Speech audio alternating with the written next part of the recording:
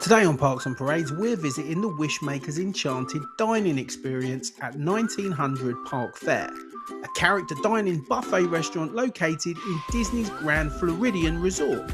As always, we're going to take a look at the food, we're going to look at the drinks, we're going to look at the overall atmosphere, and we're going to talk about some of the characters that you can meet during this experience. But before we get into it, if you want no-nonsense reviews of Disney resorts and restaurants, you don't want to watch videos of people chewing and talking about themselves for 30 minutes, then make sure that you subscribe to Parks and Parades for more shortcuts to the magic. Let's start off with the basics. Breakfast is served from 8 AM till 12 PM and dinner service is served from 4 till 9. Both breakfast and dinner feature the character dining buffet experience, but obviously slightly different menus. Let's start off by looking at the food. As mentioned, this is a buffet restaurant. There's lots of different choices available. Let's have a quick tour of the buffet and see what was available when we visited. Well, the first thing we came across was 2 large bowls of gummy candies. Exactly what kids need first thing in the morning, I'm sure. And then we saw some croissant breakfast pizza and some tater tots, followed by a selection of different cereals. Then there was a fairly decent selection of fresh fruit, accompanied with some different yogurts and granola. We then had this rather glorious looking carved ham, and then there were some chicken sausages and some tofu scramble. We then had 2 different types of eggs. We had some cheesy scrambled and some regular scrambled. Then we had some sausages and bacon, and then we had some oatmeal and biscuits and gravy.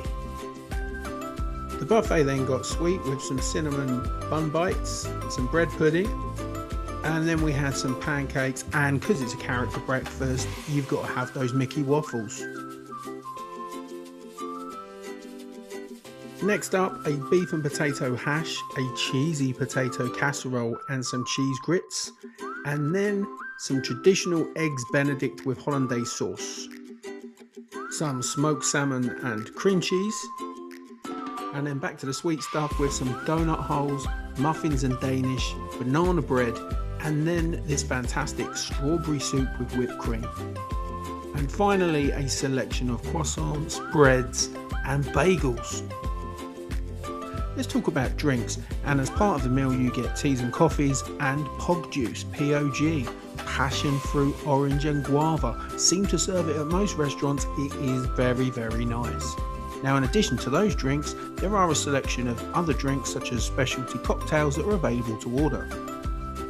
We chose a maple vanilla espresso martini, which was one of the better espresso martinis that we had during our stay at Disney, and we ordered a few.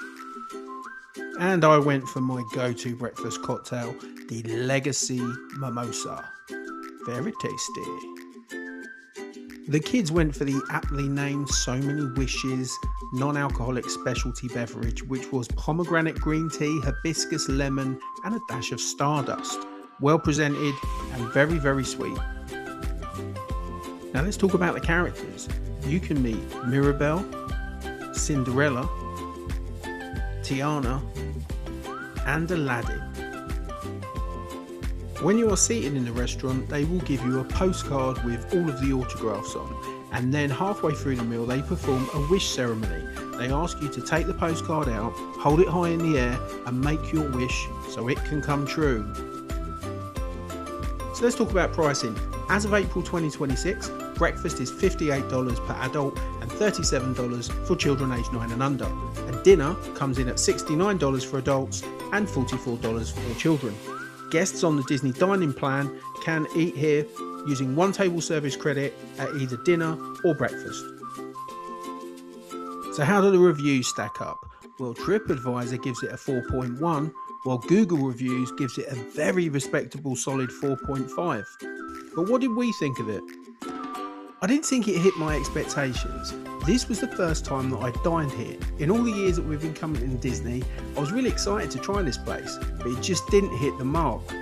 We booked a late reservation, but we were left waiting over 30 minutes to be seated. And although when we got in, it was clearing out, and so a lot of the atmosphere was missing, as there seemed to be just a few guests scattered around. Although there was a lot of food at the buffet, it felt a lot like the hot dishes may have been sitting around for a while, and they were not that fresh.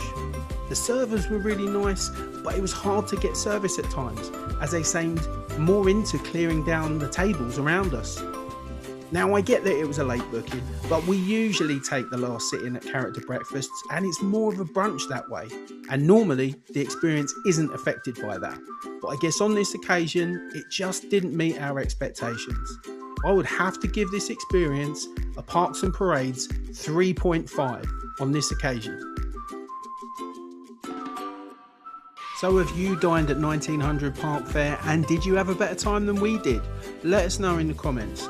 And don't forget to like and subscribe to Parks and Parades for more shortcuts to the magic. See you on the next video.